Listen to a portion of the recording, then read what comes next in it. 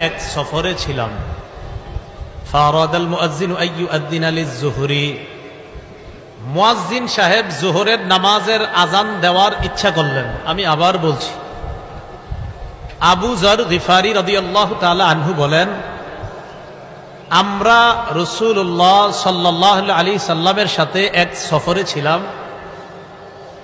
মুয়াজ্জিন সাহেব যোহরের নামাজের আজান দেওয়ার ইচ্ছা করলেন। ফাকালা রাসূলুল্লাহ সাল্লাল্লাহু আলাইহি ওয়াসাল্লাম আবরিদ, রাসূলুল্লাহ সাল্লাল্লাহু আলাইহি সাল্লাম মুয়াজ্জিন সাহেবকে বললেন, আরে মেয়ে একটু ঠান্ডা হোক, এরপর আজান দাও, উত্তাপটা একটু কমুক, গরম একটু কমুক, তারপর তুমি আজান দাও। এই কথা বলার পর মুয়াজ্জিন সাহেব অপেক্ষা করতেছেন।